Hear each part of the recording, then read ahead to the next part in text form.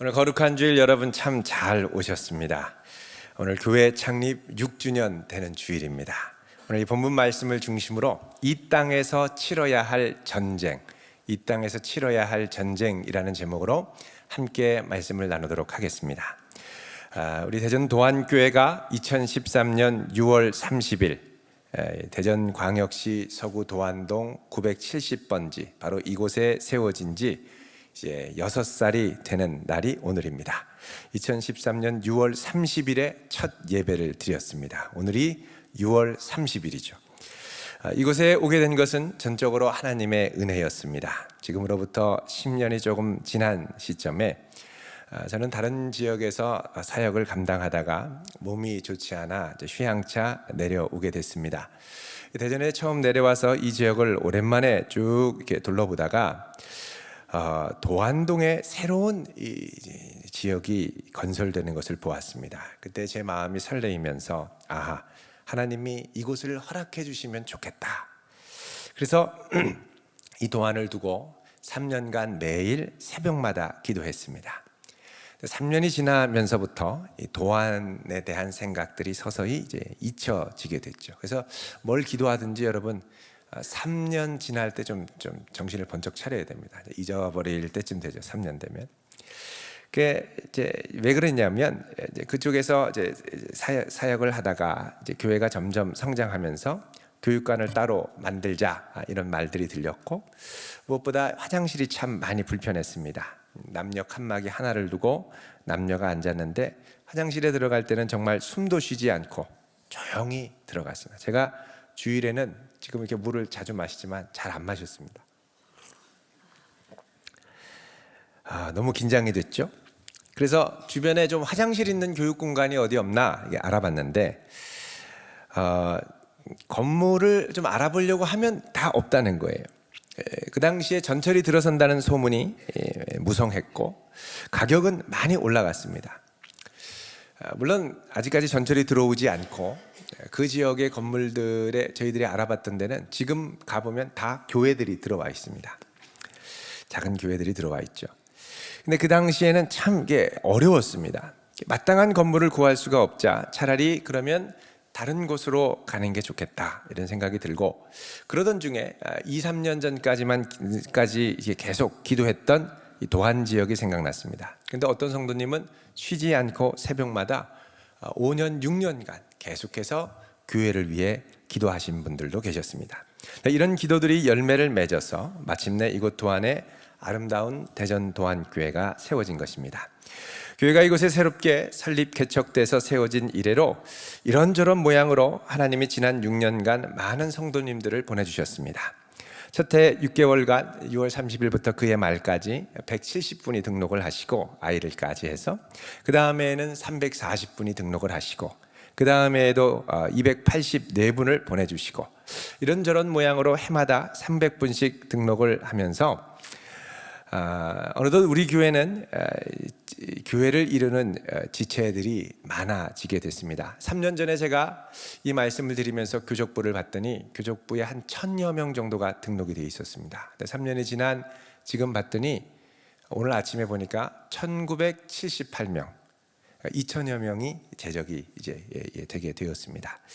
더 감사한 것은 이렇게 새로 오신 분들이, 많은 분들이 하나님의 은혜 가운데 잘 정착하시고 또 서로 뜨겁게 사랑하며 아름다운 교회를 이루어 가기 위해 힘쓰고 있다는 사실입니다. 우리 서로 인사하겠습니다. 주님 감사합니다. 또 할까요? 당신께 감사합니다. 정말 우리가 함께 여기까지 왔습니다. 너무 감사를 드립니다. 미국의 최정예 엘리트를 양성하는 기관으로 육군사관학교 웨스트포인트라고 그러죠. 이것을 꼽습니다.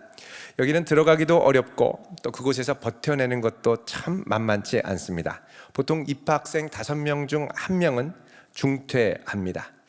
특별히 이제 중퇴하는 대부분의 학생들이 첫해 여름에 아주 7주간의 고강도 집중 훈련을 받는 도중에 하차를 합니다. 이 비스트 베럭스라고 하는 이 훈련이 있는데 너무 훈련이 고되고 힘듭니다. 잠도 안 재우고 계속 행군하고 근데 이 힘든 훈련을 어떤 이들은 잘 버텨내는 반면 그만두는 이들도 꽤 있다는 것이죠. 도대체 이렇게 잘 버텨내고 잘 버텨내지 못하게 하는 차이는 무엇일까?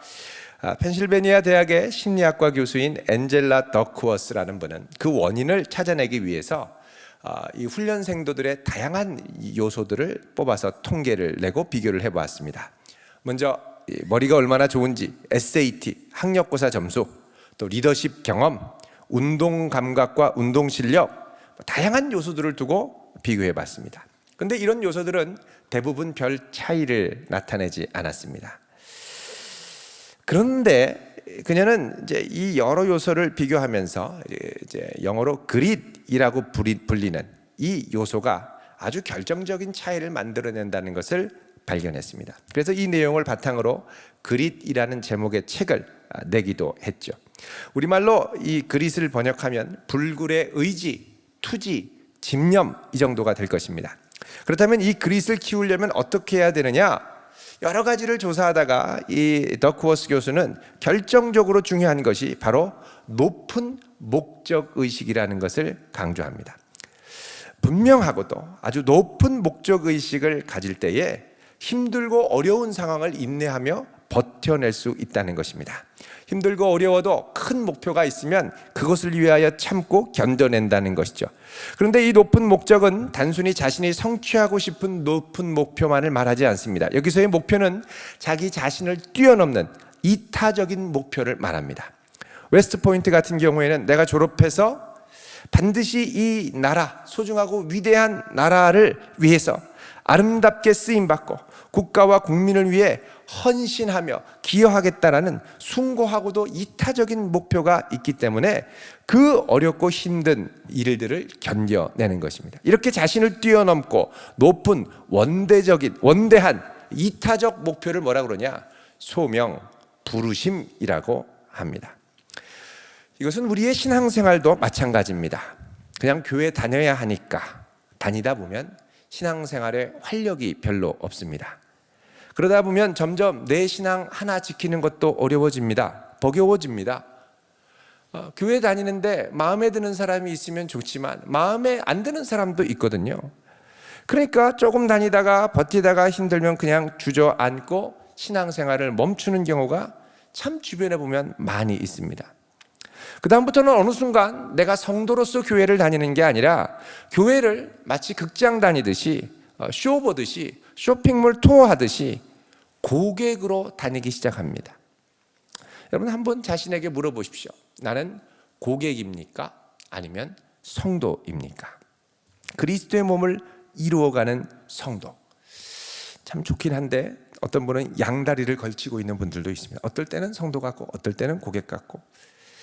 성도로 지내는 것이 부담스럽고 고객으로 있는 것은 너무 미안하고 그러니까 발을 절반씩 담고 있는 거죠. 그러나 우리가 나중에 주님 앞에 이런 모습으로 서게 된다면 참 부끄럽고 죄송할 것입니다. 여러분 모든 성도는 개인적인 부르심을 뛰어넘는 위대한 교회로의 부르심을 자각하고 이 부르심을 붙들어야 합니다. 자기의 좁은 한계, 좁은 울타리를 뛰어넘고 높고 원대한 교회로의 부르심, 이것을 성도들이 붙들어야 한다는 것입니다. 우리는 이 교회가 어떤 교회이고 하나님이 어떤 과정을 통해 우리에게 주셨는가를 깊이 깨달을 필요가 있습니다. 이것을 잘 보여주는 것이 바로 오늘 요한계시록 12장의 본문 말씀입니다. 자, 오늘 본문 말씀에는 한 여자가 등장합니다. 그런데 이 여자는 아주 특이한 모습을 하고 있습니다. 해를 옷 입고 발 아래는 달이 있고 머리에는 12별의 관을 썼습니다. 이런 패션을 우주 패션이라고 합니다. 우주 패션. 아니 어떤 여자가 이렇게 놀라운 패션을 할 수 있습니까? 해를 입고 발을 밟고 12별의 관을 쓰고. 그래서 여러분 우리는 이 모습을 문자 그대로 이해하는 것이 아니라 오늘 본문 말씀 1절에 그래서 나와 있죠. 하늘에 큰 이적이 보이니. 여러분 이 이적이라는 말 나나주 1번 밑에를 보면 또는 표적이라고 되어 있습니다. 이 표적은 헬라어로 세메이온인데 사인이라는 영어로 번역을 하죠. 여러분, 사인이 무엇입니까? 나타난 상징적인 모습을 통해 원래의 모습을 가리키는 것입니다. 그래서 이 여인의 모습은 이적, 기적이 아니라 무엇인가를 상징적으로 나타내는 표적이라는 것입니다. 그러면 우리는 이 여인의 표적이 무엇인가를 추적할 때 먼저 해달별이 무엇인가를 이해해야 합니다. 여기 해달별은 창세기 37장에 보면 요셉의 꿈 가운데 나타난 것임을 우리가 주목할 수 있죠. 자, 해달별은 야곱과 야곱의 12아들을 포함한 믿음의 가정을 상징했습니다. 그리고 야곱이 약복강 강가에서 씨름하고 얻은 이름이 무엇이었습니까? 이스라엘이었죠. 그러니까 12별 그리고 해달은 뭐냐? 이스라엘과 이스라엘의 후손들, 자손들을 말합니다. 그런데 여자가 나타나서 해달별을 입고 있다는 건 뭐냐? 이 여자가 갖고 있는 독특한 특성, 바로 하나님의 딸, 하나님의 신부되는 특징을 나타냅니다. 자, 우리 이것을 잘 알 수 있는 것이 이사야 말씀들인데, 자, 이사야 52장을 우리 한번 보도록 하겠습니다. 이사야 52장 1절 2절. 우리 말씀을 한 절씩 교독하겠습니다. 시온이여 깰지어다. 같이 읽습니다. 시온이여 깰지어다 깰지어다 내 힘을 낼지어다. 거룩한 성 예루살렘이여 내 아름다운 옷을 입을지어다. 이제부터 할례받지 아니한 자와 부정한 자가 다시는 내게로 들어옴이 없을 것임이라. 너는 티끌을 털어버릴지어다. 예루살렘이여 일어나 앉을지어다. 사로잡힌 딸 시온이여 내 목의 줄을 스스로 풀지어다. 아멘. 자, 여기 보면 시온을 부르죠. 여러분, 시온이라는 것은 예루살렘 성읍이 세워져 있는 산, 바로 시온산입니다. 그래서 시온산을 예루살렘이라고도 하고, 또 예루살렘은 이스라엘을 대표하는 성읍이죠. 그래서 예루살렘 그러면 이스라엘 백성들을 가리키기도 합니다. 그래서 시온, 예루살렘, 그리고 이스라엘 다 같은 상징성을 갖죠.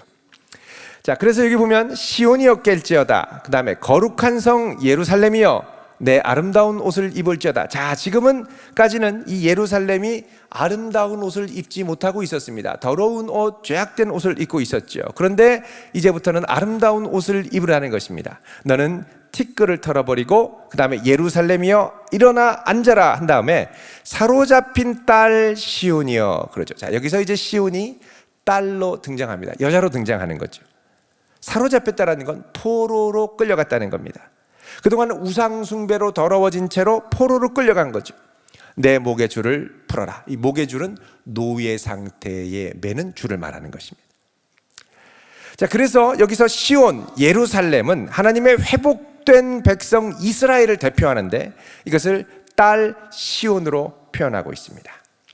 자, 그 다음에 뒤로 가셔서 54장 1절을 보십시오. 그런데 이 시온은 어떤 딸이냐? 잉태하며 출산하지 못하는 딸, 잉태하며 출산하지 못하는 여인, 불임의 여인으로 등장을 합니다.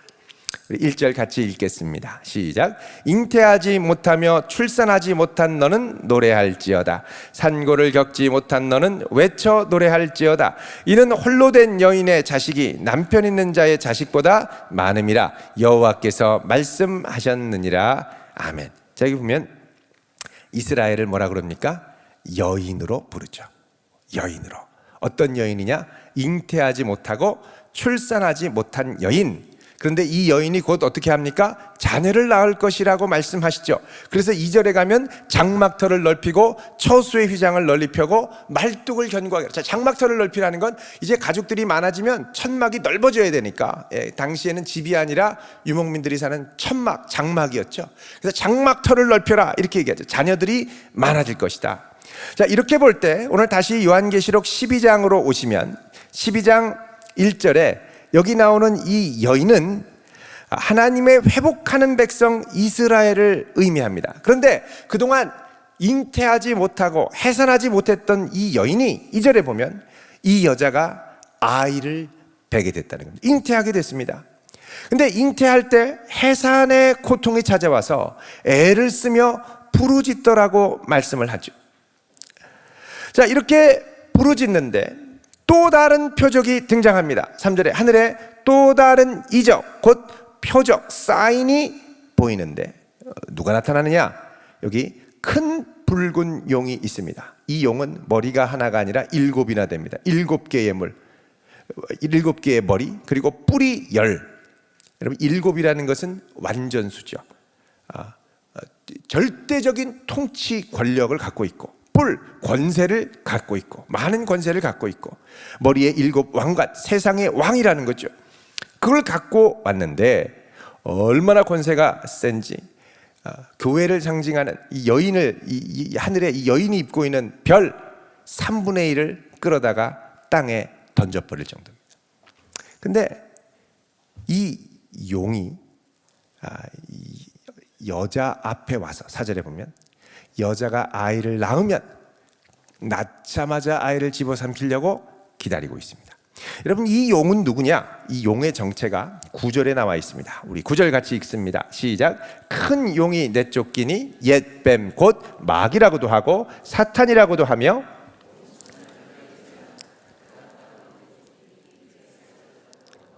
함께 내쫓기니라. 아멘. 자, 이 큰 용이 내쫓겼는데 뱀 곧 마귀. 여러분, 마귀는 원래 히브리어로 사탄은 대적자, 원수 이런 뜻인데, 사탄을 헬라어로 번역하면 디아볼로스입니다.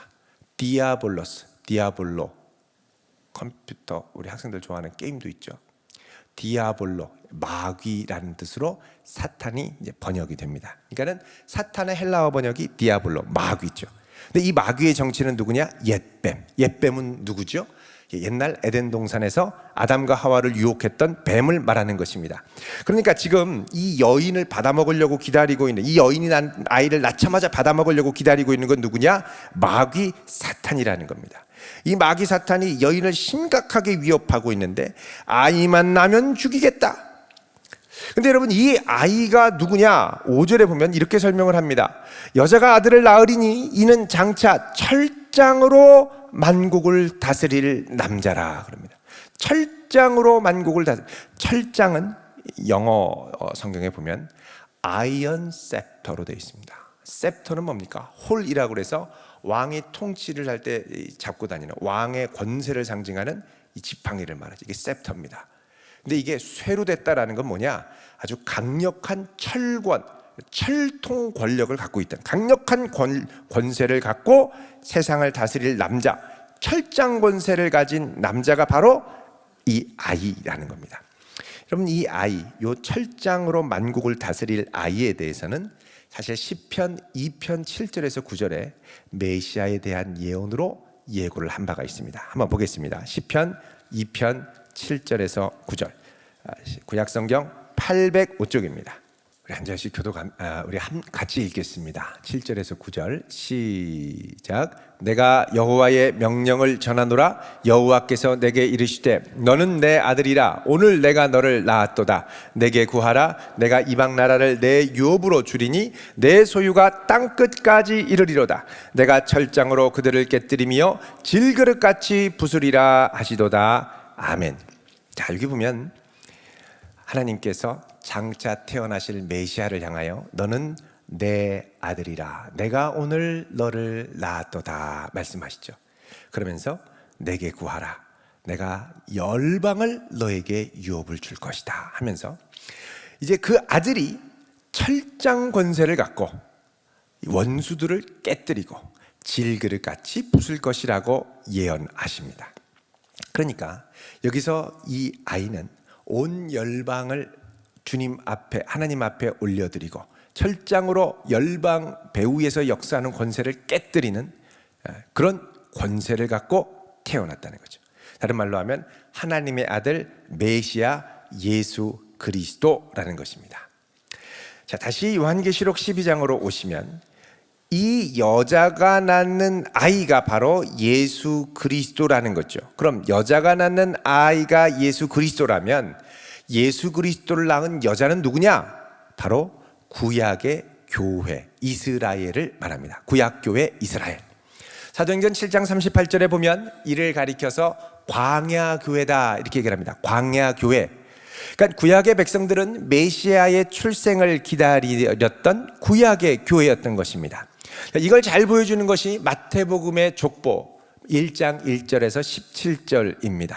여기 보면 예수 그리스도가 구약교회의 성도인 아브라함과 다윗의 자손으로 소개가 되죠. 그리고 구약 성도의 많은 믿음의 헌신과 결단들을 통해서 무려 42대의 계보가 내려오면서 마침내 아브라함으로부터 42대를 내려와 예수 그리스도가 탄생함을 밝히고 있습니다. 바로 예수 그리스도, 하나님의 아이를 낳은 하나님의 이스라엘인 구약교회, 바로 여인의 모습이라는 겁니다. 자, 이 교회는 구약 성도들이 언약으로의 부르심을 믿음으로 분투하며 씨름한 끝에 예수 그리스도를 통하여 우리에게 다가온 아주 소중한 교회입니다. 그런데 오늘 말씀 5절에 보면 이 여자가 아들을 낳자마자 이 아이가 하나님 앞과 그 보좌 앞으로 곧바로 올려가게 되죠. 자, 이거는 예수 그리스도의 지상세역을 짧게 생략을 하고 곧바로 십자가와 부활, 승천하신 사건을 의미합니다. 이 아이가 하늘 보좌로 올라가자 어떻게 됩니까? 6절에 보면 같이 읽습니다. 시작. 그 여자가 광야로 도망하며 거기서 1260일 동안 그를 양육하기 위하여 하나님께서 예비하신 곳이 있더라. 아멘. 자, 이 여자가 광야로 도망갑니다. 그리고 그 광야에서 1260일 동안 양육받기 위하여 하나님이 예비하신 곳에 머물게 됩니다. 자, 이 여자가 도망간 광야는 어떤 곳일까요? 이 광야는 마치 이스라엘 백성들의 출애굽을 연상시키는 장소입니다. 광야는 아무것도 없고 황량하고 생존이 어려운 곳입니다.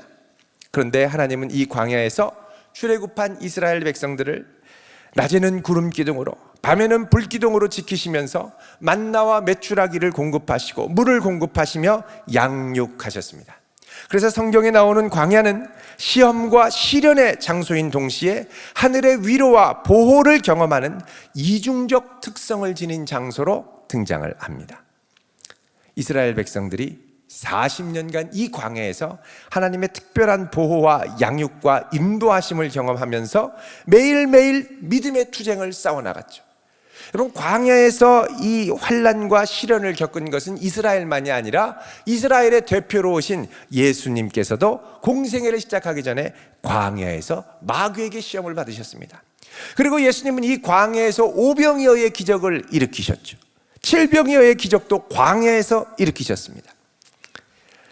자, 그러니까 이 여인이 광야로 도망갔다라는 건 이제 예수 그리스도를 탄생한 이후에 핍박과 환난 가운데 하나님의 보호 아래 들어가는 신약교회의 시작을 예고하는 것입니다. 구약교회가 기다렸던 메시아를 낳고 그 메시아를 온전히 바라는 신약의 교회. 근데 이 교회가 처한 상황이 어떠냐? 광야같이 어려운 곳으로 갔다는 겁니다. 그 시련과 환난 중에서 하나님은 어떻게 하냐? 그 백성들을 양육하시고 보호하신다고 말씀을 하죠. 그러면 오늘 말씀에 이 광야에서 이들이 머무는 1260일, 이는 무엇을 가리킬까요? 여기 1260일은 11장, 요한계시록 11장 3절에 보면 두 증인이 굵은 베옷을 입고 증언하는 기간, 1260일과 같은 기간입니다. 3절 보면 내가 나의 두 증인에게 권세를 주리니 그들이 굵은 베옷을 입고 1260일을 예언하리라 라고 말씀하죠. 여러분, 여기 두 증인이라고 할 때 둘이라는 건 증인의 증언이 법적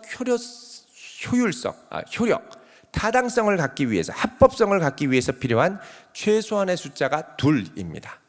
증인은 진리를 증언하는 사람이죠. 그래서 두 증인은 진리를 증언하는 합법적 권세를 갖고 진리의 합법성을 증언하는 사람, 바로 주님의 진리를 증언하는 교회를 말합니다. 근데 이 교회가 굵은 베옷을 입죠. 굵은 베옷을 입는 이유는 이 굵은 베옷은 탄식과 회개의 상징인데 이들이 전하는 이 복음이 회개를 촉구하는 복음이기 때문에 굵은 베옷을 입고 증언하는 겁니다. 근데 그 기간이 1260일이라고 그러죠. 1260일은 여기에 이제 등장하는데 12장 14절에 보면 이게 한때, 두때, 반때, 그러니까 한 때와 두 때를 합치면 세 때죠. 세 때 반, 3년 반, 또 다른 곳에서는 42달을 의미합니다. 여러분, 예수님의 족보가 42달, 구약 성경에 42달을 거쳐서 왔죠. 42라는 이 숫자, 42달은 여러분 7년의 절반을 말합니다. 42달, 3년 반, 7년의 절반이죠. 1260일. 요거는 이 땅에 환난을 당하지만 완전한 환난이 아닌 불완전한 기간, 다른 말로 하면 예수 그리스도가 승천하신 이후로, 아이가 올려져 간 이후로 그리스도께서 재림하실 때까지 임시적으로 교회가 증언하도록 명령받은, 사명을 받은 증언 기간을 1260일이라고 말하는 겁니다. 이 기간은 마귀, 이 사탄이 하늘 보좌에서 쫓겨나서 이제 영원한 심판에 처하기 전까지 이 땅을 머물면서 이 여인을, 교회를 괴롭히는 기간이기도 합니다. 자, 12절 말씀 보면 이렇게 얘기를 하죠. 읽겠습니다. 시작. 그러므로 하늘과 그 가운데 거하는 자들은 즐거워하라. 그러나 땅과 바다는 화 있을진저 이는 마귀가 자기의 때가 얼마 남지 않은 줄을 알므로 크게 분내어 너희에게 내려갔음이러라. 자, 마귀가 자기의 때가 얼마 남지 않은 줄 알고 억울하다 분하다 하면서 더 아주 악랄하고 집요하게 여인을 추적해 나간다는 겁니다. 그럼 마귀는 무슨 일을 도대체 하늘에서 했길래 쫓겨났을까요? 그걸 보여주는 게 10절의 말씀입니다. 10절 중반에 보면 뭐라 그러냐? 우리 형제들을 참소하던 자, 곧 우리 하나님 앞에서 밤낮 참소하던 자가 쫓겨났고, 그러죠. 다른 말로 하면 마귀는 뭐 했느냐? 하나님 앞에 우리가 갈 때 하나님, 저 사람 그냥 죄 없다고 하시면 안 됩니다. 저 사람 속이 엄청나게 껌한 사람입니다. 나쁜 사람입니다 하고 고발하는 참소자의 역할, 고발자의 역할, 기소하는 역할을 했다는 겁니다. 그러니까 이 마귀는 예를 들어서 욥기 같은 데 보면요, 욥이 참 하나님 앞에 의롭고 순전하게 사니까 하나님이 야, 봤냐? 저 욥처럼 참 순전하고 의로운 사람이 없다. 그러니까 마귀가 하나님, 저게 순수해서 그런 게 아닙니다. 다 하나님 주시는 복이 있으니까 그렇죠. 떡고물이 떨어지니까 저런 척 하는 겁니다. 저 가지고 있는 거 싹 뺏어 보세요. 아마 하나님을 욕하고 저주할걸요. 이러면서 욥을 기소하죠. 또 스가랴 3장 1절에도 보면 마귀가 대제사장 여호수아를, 저 더럽고 아주 더러운 사람이 어떻게 대제사장을 합니까? 그리고 또 참소합니다. 하나님 보좌 우편에서. 그런데 이랬던 참소하던 마귀가 어떻게 해요? 쫓겨내려간 겁니다. 왜 쫓겨내려갔느냐? 그 아들, 한 여인이 낳은 아들이 이 세상의 모든 죄를 지고 마귀의 참소의 대가를 십자가에서 대신 지시고 치렀기 때문에 더 이상 마귀의 참소가 그리스도 예수 안에 있는 자에게는 유효하지 않다는 것입니다. 그래서 마귀는 더 이상 힘을 잃고 이 땅에 쫓겨났죠. 자, 그래서 이 마귀는 쫓겨나고 하나님의 백성들은 이제 이 땅 가운데, 비록 광야에서 도망다니지만 큰 무기를 얻었는데, 그게 뭐냐면 11절 읽어보겠습니다. 시작.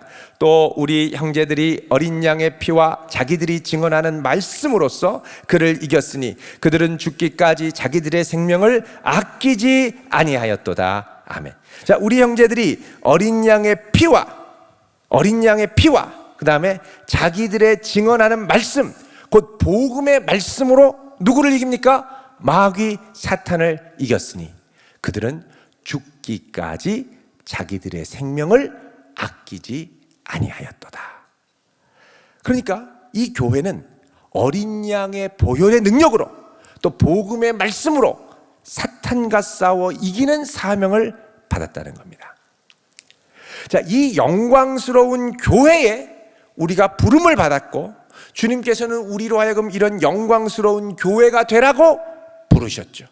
여러분, 교회의 사명은 뭐냐? 이제 얼마 남지 않은 1260일, 42달, 3년 반, 그리스도의 초림부터 재림까지의 이 기간을 광야 같은 이 세상 속에 살면서 힘있게 복음의 말씀을 증거하며 예수의 피를 의지하며 하나님께 양육받고 보호받고 자랑하는 것이죠. 광야 같은 세상을 지내는 것은 절대 쉽지 않습니다. 힘들고 고단하고 어려운 일입니다. 믿음으로 살려고 하다 보면 세상에서 부딪히는 일들도 많습니다. 이 땅에서 쫓겨난 사탄은 아직까지 공중 권세를 장악하고 휘두르면서 성도들로 하여금 할 수 있는 한 믿음에서 이탈하도록 부추깁니다. 여러분, 이 믿음에서 이탈하는 이 믿음 중에 하나가 예수님을 안 믿는 믿음만이 아닙니다. 교회에서 이탈하는 믿음까지도 포함합니다. 교회를 멸시하고 이탈하게 하는. 13절 보십시오. 같이 읽겠습니다. 시작. 용이 자기가 땅으로 내쫓긴 것을 보고 남자를 낳은 여자를 박해하는 자. 여러분, 교회가 성도 개인만을 박해하는 것 같지만요, 이 마귀가 성도 개개인만을 공격하는 것 같지만요, 총체적으로 교회를 공격합니다. 성도는 교회에 대한 믿음을 잃어서는 안 됩니다. 그리고 성도는 교회가 되어야 됩니다. 계시록의 성도들은 오늘 말씀해 보면 자신들의 생명조차 아깝게 여기지 않고 어린 양의 피를 의지하여 충성스럽게 복음을 증언하며 끝까지 싸워 이겼죠. 11절의 중반에 보면 그들은 죽기까지 자기들의 생명을 아끼지 아니하였도다. 자, 하나님이 광야에서 보호하시는데 어떻게 생명을 아끼지 않고 내어 던질 수 있습니까? 자, 이것은 하나님이 보호하시는 보호의 이중적인 특성을 갖고 있습니다. 자, 여러분, 이게 상징적으로 나타나는 게 11장 2절에 성전 바깥 마당은 측량하지 말고 그냥 두어라. 이것은 이방인에게 주었는데 이들이 거룩한 성을 42달 동안 짓밟을 것이다. 자, 42달 1260일 3년 반 말씀드렸죠.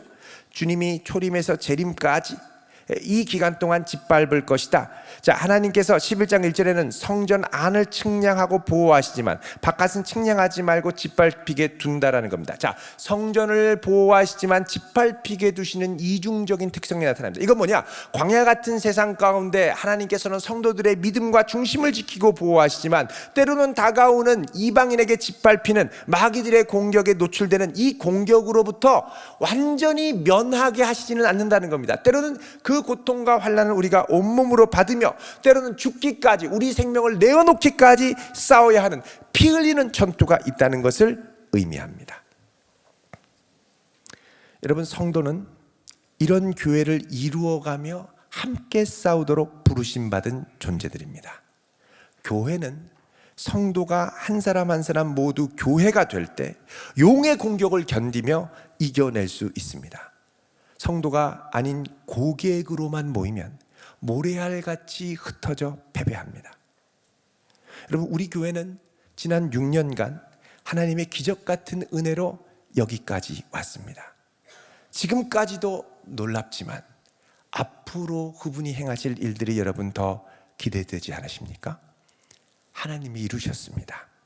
그리고 그 부르심에 충성되이 사명을 감당한 여기 한 분 한 분들이 계셨기 때문에 대전 도안교회가 여기까지 올 수 있었습니다. 아름다운 교회가 되는 꿈과 소망, 이 소망이 성도의 소망이 될 수 있기를 바랍니다. 나는 나 개인으로 하나님 앞에 서지만 대전 도안교회의 성도로서도 하나님 앞에 서게 됩니다. 용이 공격하는 건 성도 개인 이전에 여인 곧 교회임을 기억해야 됩니다. 그래서 우리는 이 광야 같은 세상 속에 하나님의 영광을 이루어가며 이곳에서 천국을 이루어가며 경험해 나아가는 복된 성도가 되어야 할 줄로 믿습니다. 우리에게 있는 이 가장 영광스러운 소명, 공중권세 잡은 자가 휘두르고 미혹하는 이 세상 가운데 아름답고 영광스러운 교회가 되고 그 교회를 이루는 교회로의 이 부르심, 이 부르심을 아름답게 이루어갈 수 있는 복된 성도 되시기를 주의 이름으로 축원드립니다. 기도하겠습니다.